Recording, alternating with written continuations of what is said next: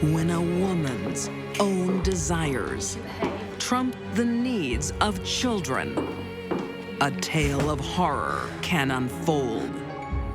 A mother of two wants another child at any cost. One of the worst, if not the worst, crimes I've ever seen. A grandmother's devotion masks her sadistic nature. His existence would be horrendous. And a brutal act of revenge devastates a family. She knew it would hurt their father to his very core. These deadly women prey on the young and vulnerable. They kill without pity.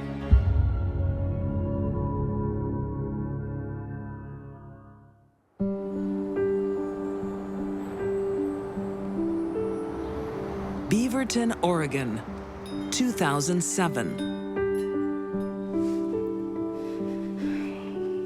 A young couple suffers a heartbreaking tragedy.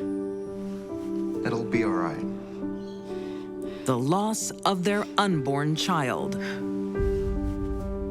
Korena Roberts already has 2 children from previous relationships, but the 26-year-old wants a child with her current man. Karena's relationship with her boyfriend had been going on for about 5 years at that time. She had 2 children with different people, a daughter who was 10 and a son who was 6. Her boyfriend didn't have any children, and they had talked about wanting to have children. She fears without a baby, she may lose her relationship. Her boyfriend is a loving man to her children. But Karina knows he wants a baby of his own. She wanted a baby, and I think she wanted it to bond with the man she was living with.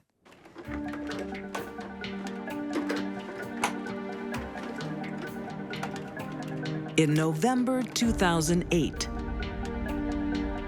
Karina is blessed with not one tiny miracle, but 2. Twins. You're joking.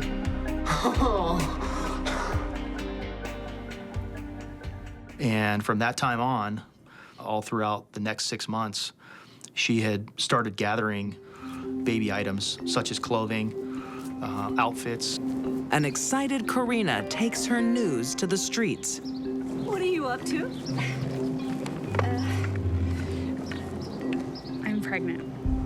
That's wonderful. Karina's self-esteem was pretty much completely tied to being a mother, specifically to being pregnant.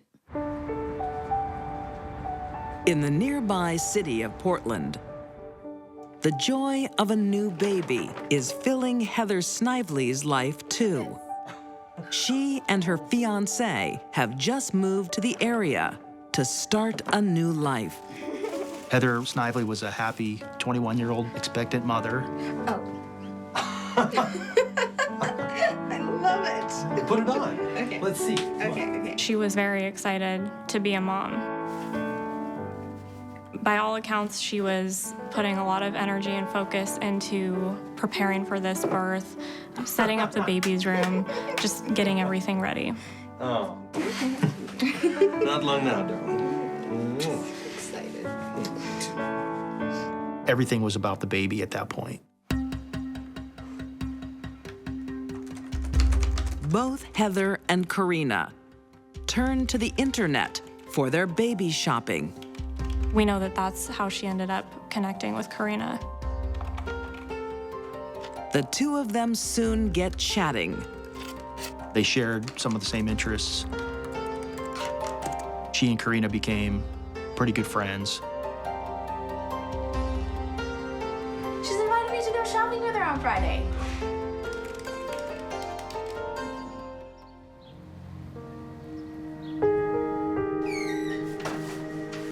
The expectant moms have so much in common, they click in the real world too.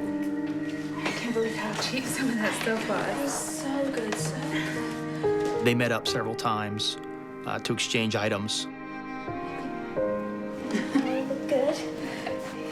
But one of these two moms has a secret that no one could ever imagine. She had her tubes tied shortly after the birth of her second child. Karina couldn't get pregnant, so she did everything she could to convince her boyfriend that she was, in fact, capable of having a child. She has faked a miscarriage and now a pregnancy. Karina had made up the story about being pregnant in 2007 and then again in 2008. Karina and her boyfriend had a pretty stressed and rocky relationship. She used the lie of pregnancy to hold that relationship together because it was fulfilling something in her relationship that she was attempting to keep together. And her deception works. Karina was a very good actress when it came to playing the part of a pregnant woman. And she had her boyfriend fooled. Until Karina's due date closes in.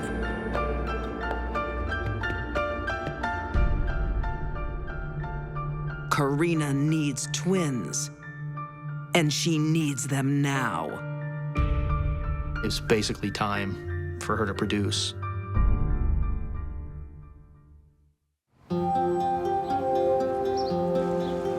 Beaverton, Oregon, 2008. 27-year-old mother of two, Korena Roberts, tells the world she is expecting twins. News her live-in boyfriend has been yearning for.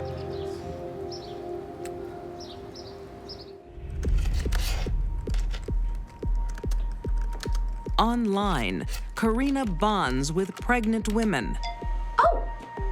This woman says she knows where to get bargains. including 21-year-old Heather Snively. Karina met with Heather on several occasions. They went out and looked for baby items. June 5th, 2009, Karina arranges another shopping trip with Heather. I'm going shopping today with that woman I met online. I'll see you tonight. Heather's fiance, Chris, gave Heather a hug and a kiss goodbye, told her he loved her and he was excited to see her after work.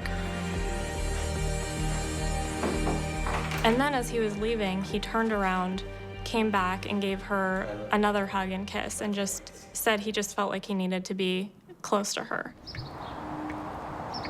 Karina invites Heather back to her home. His little piggy. She was able to gain enough confidence and get her to come inside the home. Do you mind if I use the bathroom?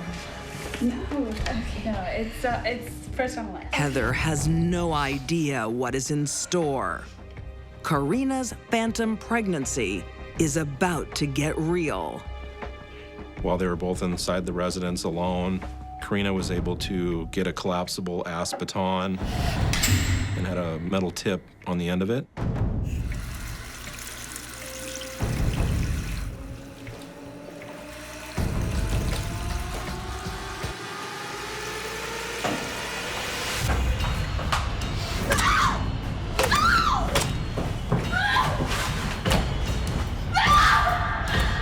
She was able to somehow attack Heather with that baton by striking her in the head. There were multiple blows to Heather's head from the baton. She was struck 15 to 30 times, mostly in the back of the head. Heather tries to save her life and her unborn baby. She had some defensive wounds. She had cuts to her right breast and abdomen. She had bite marks on her right arm. But the heavily pregnant woman is no match for Karina. Heather died trying to save her unborn baby. And the evidence of that is all over Karina's house. Now she does the unthinkable. Karina got a razor blade and used the razor blade to cut Heather from hip to hip across her lower abdomen.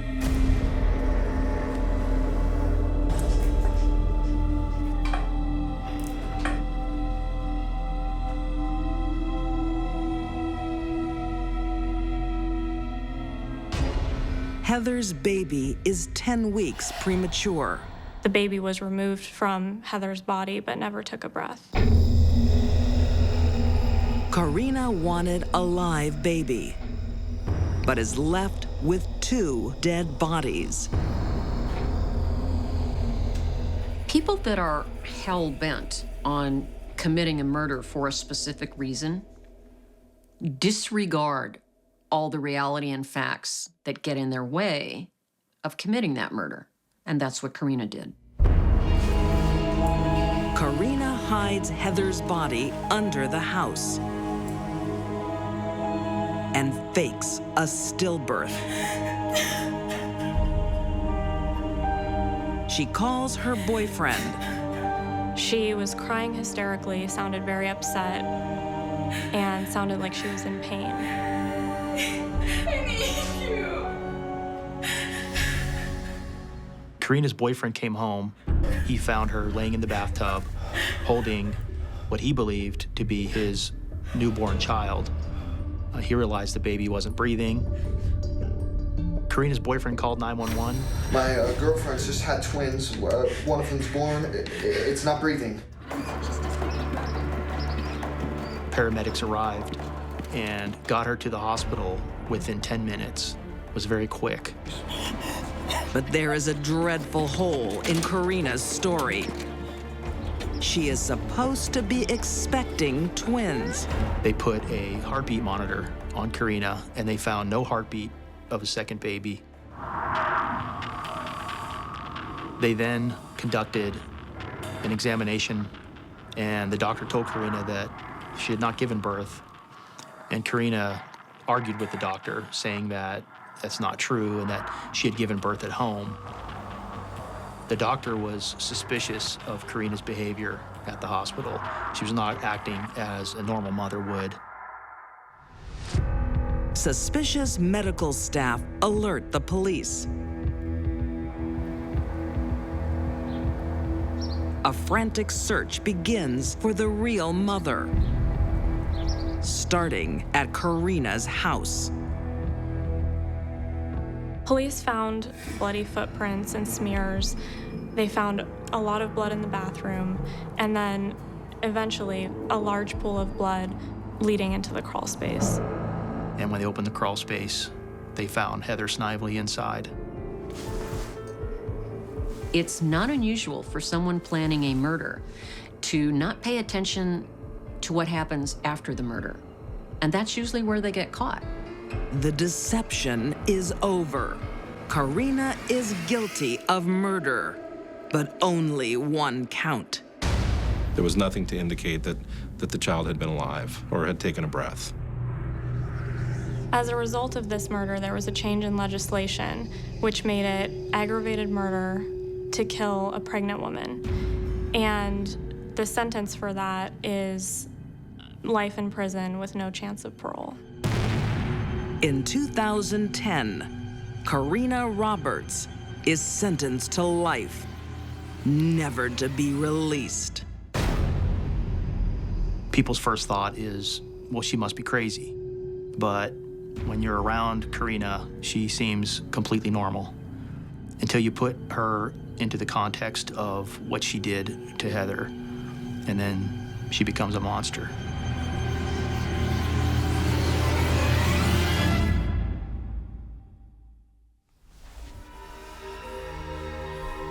When children are not cherished He had no childhood. or protected, Extreme physical, mental, and nutritional neglect. young lives are shattered. This is as bad as it gets.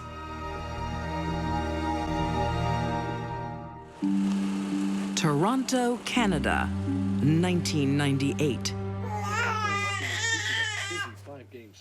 Being a young mom is always going to be difficult when you've got 4 children and you're only 24. It can push you over the edge. Shut up, baby. You're the crappiest baby ever.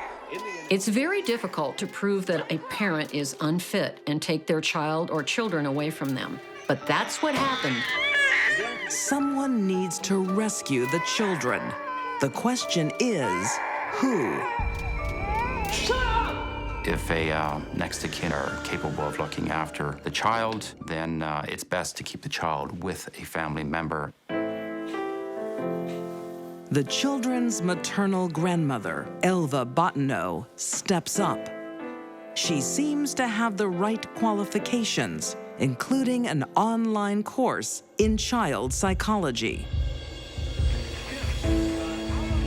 In fact, she is already mother to a house full of children, big and small.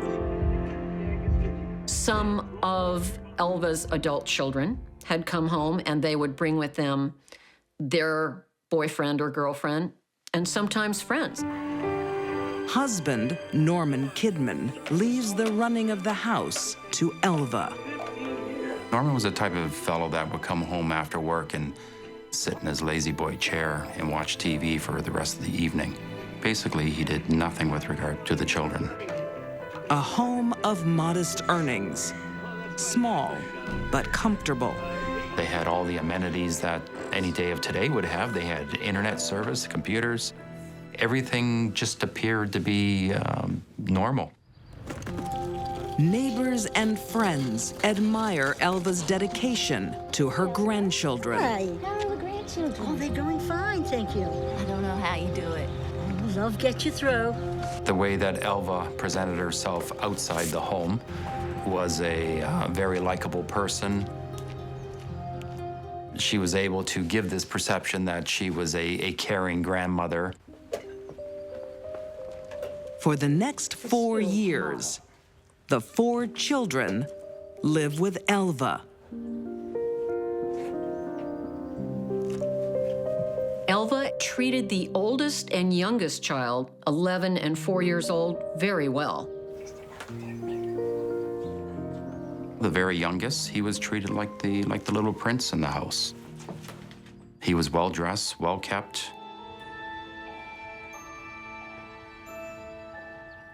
But Elva doesn't dote over all the children. 5-year-old Jeffrey and his 6-year-old sister are shunned.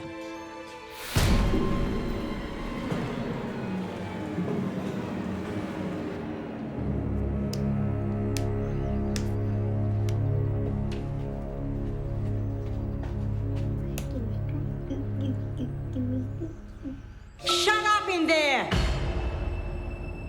There was no heat coming into the room. The window was covered with paper, so you couldn't see outside the window. They had no access to a bathroom.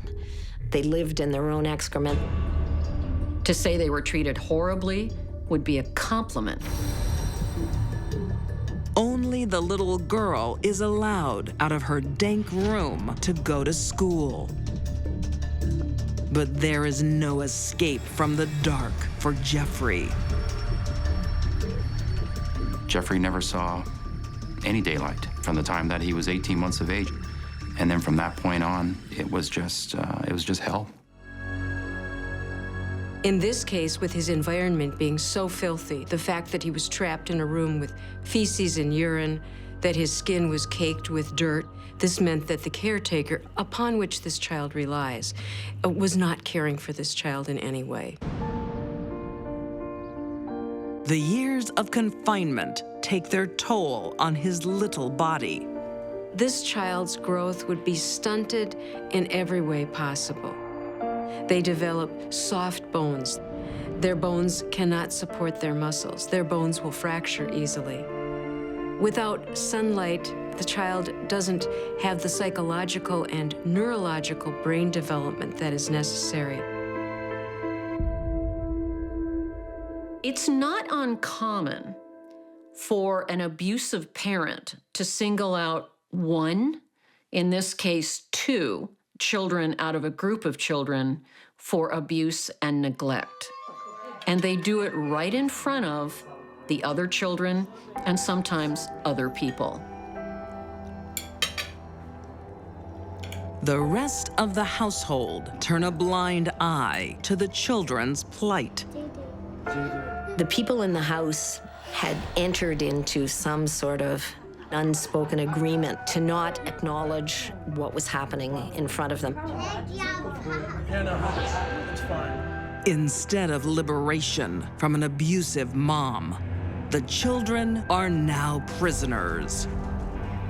They put these 4 defenseless children right in Elva's claws.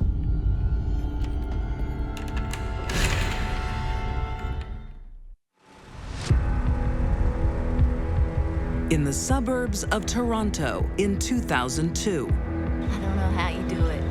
Love gets you through. Elva Bottineau is admired for rearing her 4 grandchildren. Looks can be deceiving, but no one realizes the depth of Elva's deceit. Shut up, you stinking pigs! In her care, 5-year-old Jeffrey and his 6-year-old sister endure years of horror.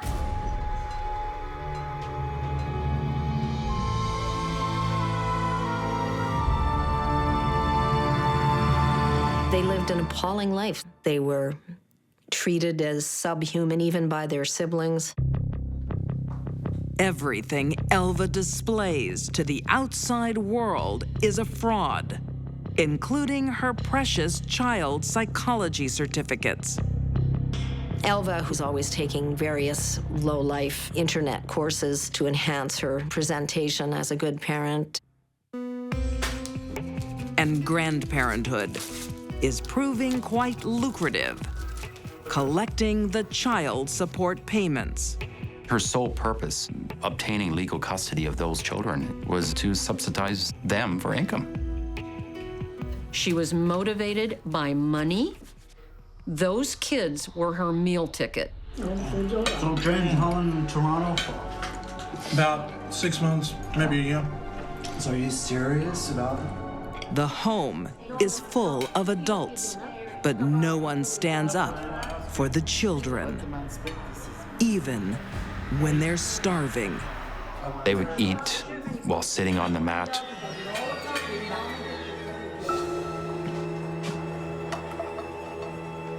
Help yourselves. They would get the scraps from the adults' plates.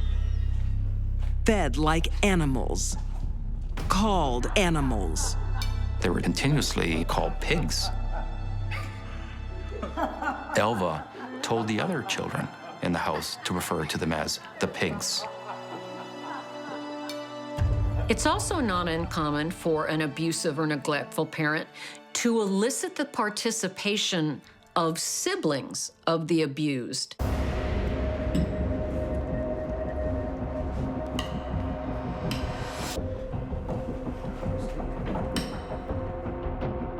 Don't go slow. They're forced to march around the room, the kitchen, in a circle around the kitchen table as a form of exercise.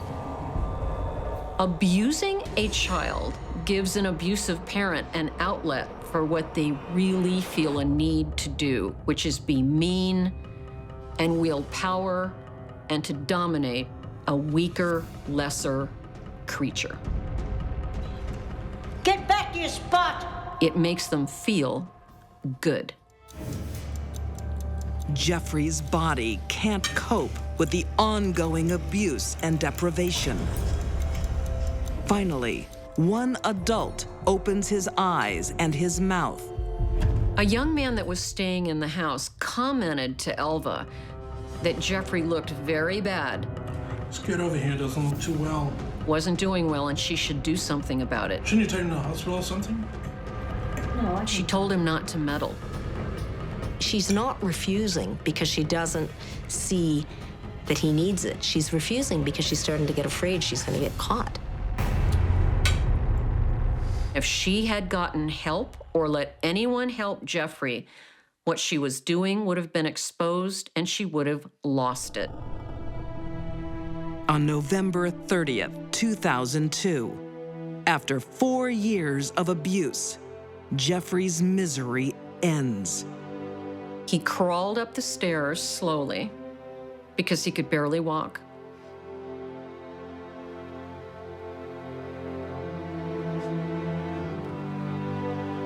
Went into his room, lay down, and waited.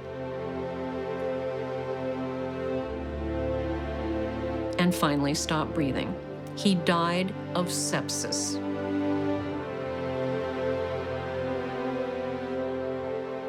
He weighed more when he was 18 months of age than he did at the time of his death.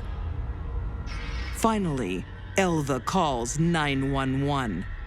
The paramedics arrive to find a cold body. Jeffrey's eyes were open, his lips were blue. He was lifeless. Elva's not talking, but a homicide investigation reveals everything they need to know.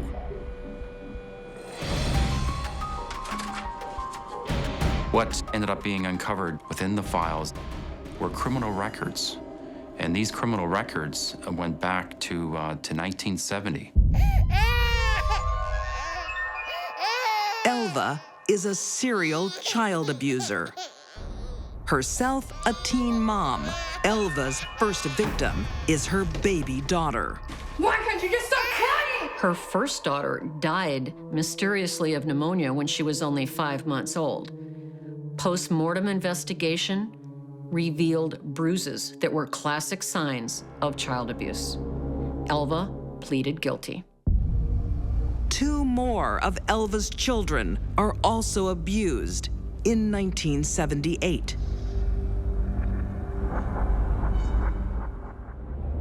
This time by her husband, Norman Kidman. One of the creepiest things of the story is that the 2 children that Norman abused had also been kept in cages, treated like dogs, tied with dog chains, etc. I mean, this was all typical of exactly what Jeffrey had gone through. In April 2006, Elva Bottineau and Norman Kidman are convicted of second-degree murder and forcible confinement. Both are sentenced to life in prison. The horror of Jeffrey's life has a far-reaching effect. The Ontario Child and Family Services Act is changed to ensure background checks are done on all caregivers, something that could have saved Jeffrey. I feel haunted by Jeffrey's life because the tools to prevent those kids from going into the clutches of that couple were within the files of the agency. Little Jeffrey's death does save one life, his sister's. She was in barely better condition than Jeffrey. She had barely escaped with her life. No little child was really safe in Elva's care as long as one of them would be available for her to abuse. When that child was gone, she would have turned to another.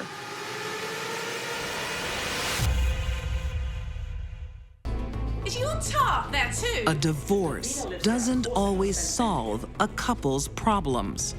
She clearly became more and more bitter. Anger and resentment can linger. Rekha was also incredibly jealous. And sometimes the consequences are unimaginable. There are no words to describe how horrible this crime is.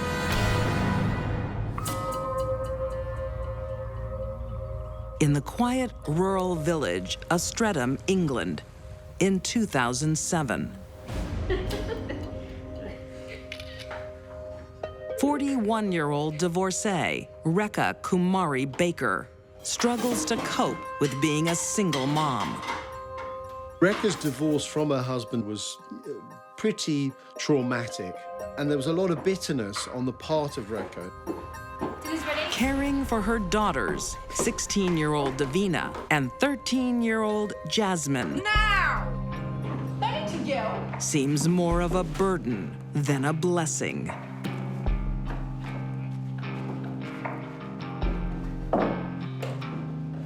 She gave the impression that she was not a mother who enjoyed being a parent. Rekha was never going to win any awards for being Mother of the Year, but she was okay until the divorce. Hello. Hi. On the surface, Rekha has moved on. She has a new boyfriend, a wealthy businessman. It must have seemed at the beginning like a dream relationship for Rekha because this guy had enough money that he was able to contribute towards her mortgage and the upkeep of her house. But it is still not a happy home. Eldest daughter, Davina, and mom are drifting apart. This reeks of alcohol and cigarettes. Take care. There were tensions. Her and Davina were certainly at loggerheads on occasions. Davina was a typical 16-year-old schoolgirl. Yeah, she had arguments with her mother. She was quite rebellious. But Rekha is not a mom to be toyed with.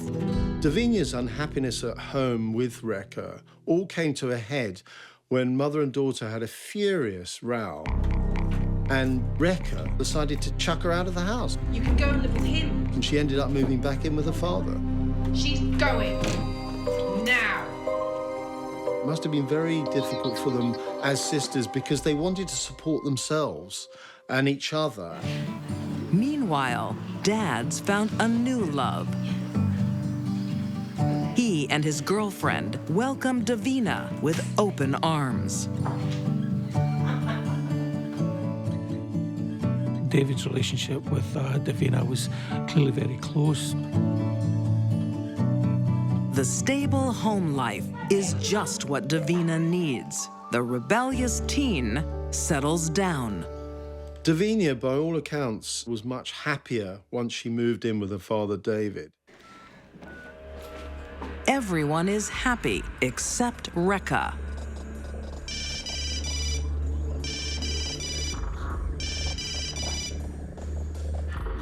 Hello?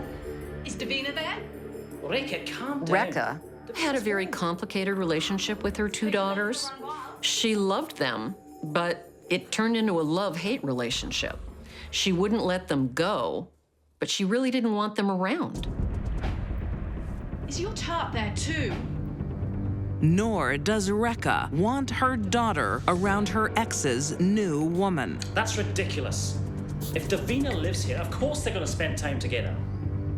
Rekha's reaction to her ex-husband's new love caused even more friction with her ex-husband because he couldn't understand why Rekha felt such animosity towards this woman who'd come along long after their divorce.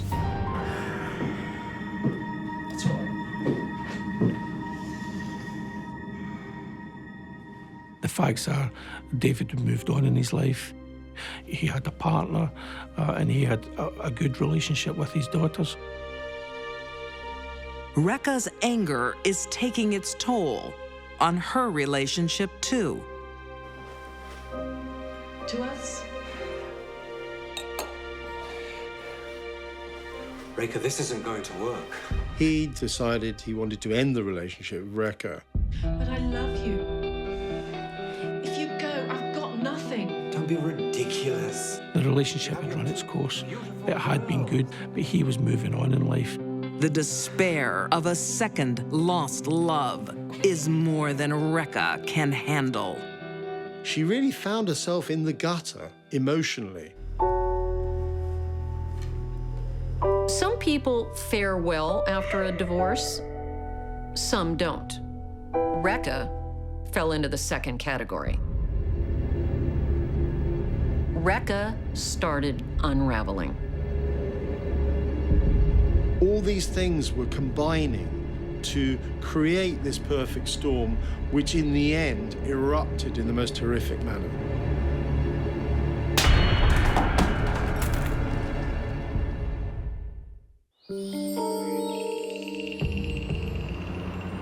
In sleepy Streatham, England, I don't want her round Davina. single mother, 41-year-old Rekha Kumari Baker is caught in an emotional storm, the angst of a divorce, She's going.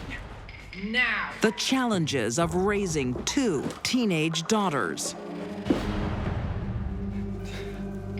and then her hope of happiness walks out the door when her boyfriend dumps her. Rekha was devastated by the end of her relationship and started sending obsessive texts, lots and lots of them, begging him to come back to her. She was struggling.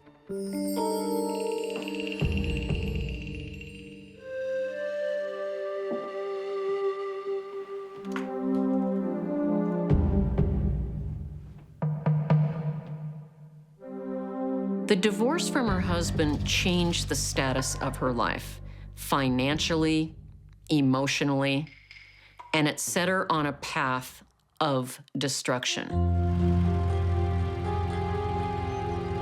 June 12, 2007.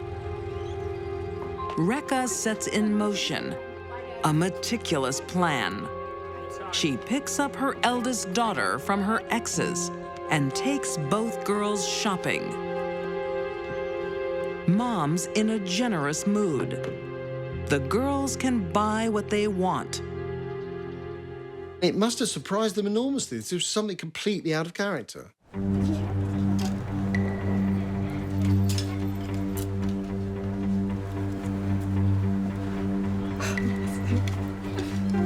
They were both happy, they were both laughing, they were both okay. Rekha's generosity is carefully calculated. She keeps Davina out so late, it's impractical for her to go home to Dad. She spends the night with Mom. And this was a very important part of that plan because she needed to guarantee that both her daughters stayed at her house that night.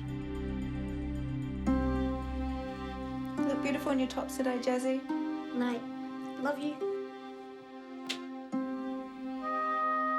Love you too. The girls had had a great time. They went to bed happily. Now, Rekha will get her revenge.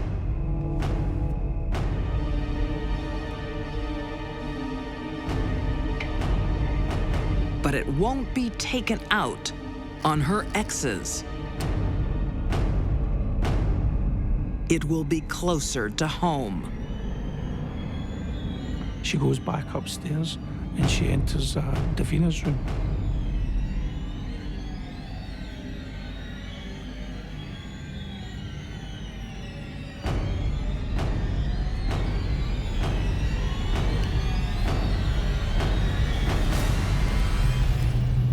And immediately started a frenzied attack. Davina had defensive wounds. But she continued stabbing her daughter over and over again, and in the end, there were 39 stab wounds.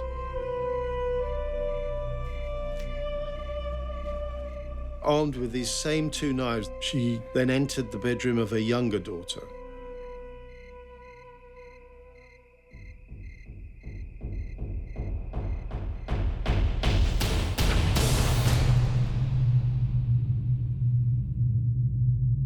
and she began another frenzied attack. Jasmine, unlike her older sister, didn't even have time to fight back, and she received 29 stab wounds. There are no words to describe how horrible this crime is. That a mother who was not mentally ill would stab to death children she had raised for well over a decade. Still covered in her daughter's blood, Rekha writes a note explaining the inexplicable. Rekha says she murdered the two girls so that they would never be hurt by anyone. She seemed to be blaming the men in her life for the reason why she killed her daughters. And she talks about how she couldn't allow her daughters to be hurt as she had been hurt. Rekha turns herself in to the police, but pleads temporary insanity. At trial, she offers no evidence of mental illness. There is no evidence in anything that Rekha has ever done which would have indicated that she could have reacted so violently. There's nothing. The jury agrees. In 2007, Rekha Kumari Baker is found guilty of double murder. The jury only took 35 minutes to find Rekha guilty of the murder of both her daughters. She received a double mandatory life sentence. That means a minimum of 33 years in prison, one of the longest sentences ever given to a woman in Britain. Rekha is eligible for parole in 2040.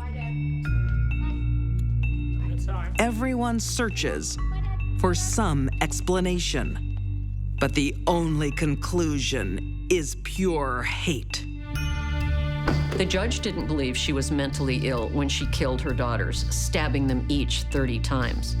This was a revenge murder, but she didn't kill the target of her anger. She killed what he loved. Rekha's need to hurt trumped her need to love her daughters and take care of them. It's that simple.